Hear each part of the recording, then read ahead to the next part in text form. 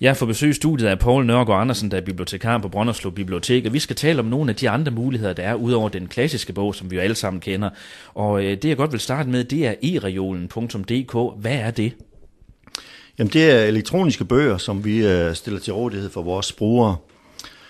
Der går man ind på vores hjemmeside, og så op i menubaren, der er noget, der hedder netmedier, og så trykker man der, og så går man ind, og man skal selvfølgelig være oprettet som bruger på biblioteket. Men der skal man bare komme ned til os på en af bibliotekerne og tage sit sygesikringsbevis med og blive oprettet som bruger.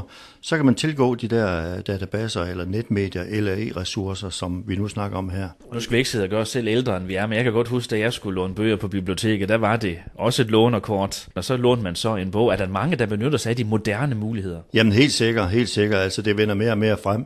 Altså jeg så lige en undersøgelse i går, altså i USA, der er det faktisk 30% af bøgerne, som bliver læst på e-bogslæser og diverse bærbare elementer der. Så det er på vej frem, og vi skal være med så meget vi kan. En anden af de muligheder, I har, det er filmstriben.dk, og det er vel noget med film at gøre, hvis jeg ikke tager helt fejl. Helt sikkert.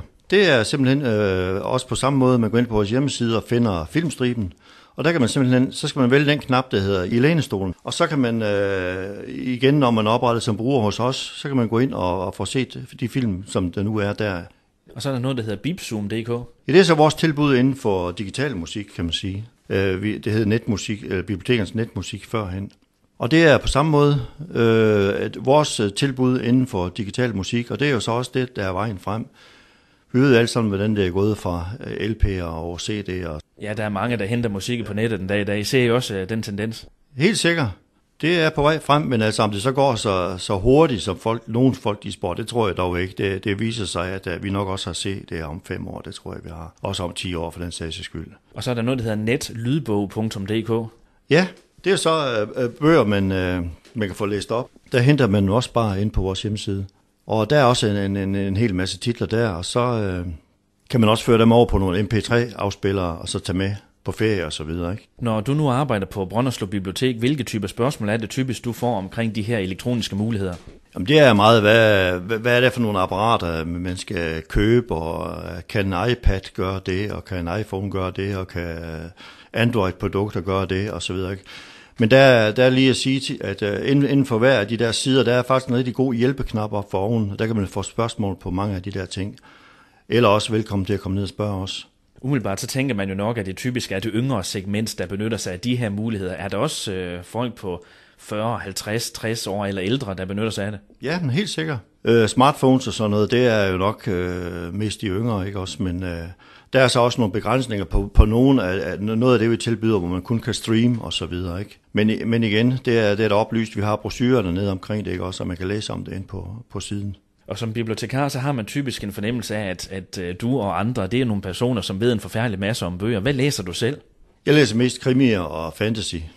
Men der kan man sige, så vi er så mange bibliotekarer, ikke også? Så vi har hver af vores forser nogle steder, ikke også? Så, og det finder lånerne sådan set også lidt ud af, ikke?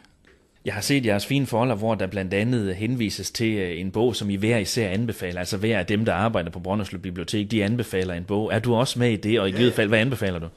Jamen det var Lawrence Block, en krimi. Jeg tror, den hedder Dansen i Slagterhuset, ja. Det var jo den, jeg anbefalede. Der er selvfølgelig jeg har mange favoritter, ikke? Men jeg skulle jo vælge en. Men den, du anbefaler her, hvad handler den om? Jamen det er, hvis du kender Jo Nesbøs krimier, det er de norske, der foregår i Oslo, ikke? Han har sådan en anti-helt-detektiv, kan man sige, ikke? Altså sådan lidt fordrukken, og der selv har været en tur ned i Rendestenen, ikke? Og det er sådan set lidt den samme hovedperson, detektiv, som Lawrence Block han har. Han hedder Matt Scotter. Og det er også sådan lidt en falderet type, ikke? Så det synes jeg er rimelig interessant, at de så, kan man sige, de selv har levet en del på skyggeskiden af samfundet, og så skal alligevel skal arbejde på den lovlige side, ikke? Det synes jeg er en god kontrast. Krimier er utrolig meget frem i tiden, og der er efterhånden mange gode krimiforfattere, også i Danmark, Norge og Sverige. Den skandinaviske krimi er virkelig inde. Hvorfor tror du det? Er der en forklaring på det?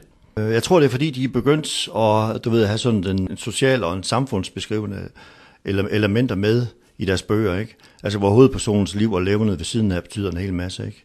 Altså, hvis de står hjemme i køkkenet og vasker op på en 3-4 sider og sådan noget der, ikke? Men jeg vil så sige, det er måske ikke lige min kop te, men det er nok det, og det er nok, der er noget, der hedder femikrimier, ikke? Jeg tror, det er jo ligesom der, de startede, ikke?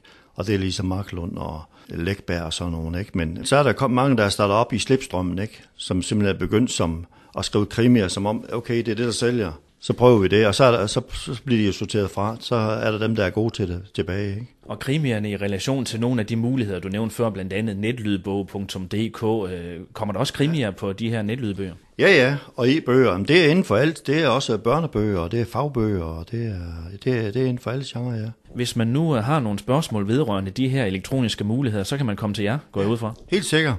Vi står til rådighed, og vi har faktisk også noget, der hedder IT-spørgetid. Der er folk velkomne, fordi hvis det er noget mere specifikt med deres bærbare ting, enhed, ikke, også, så kan de tage den med, og så kan man klare problemerne på stedet.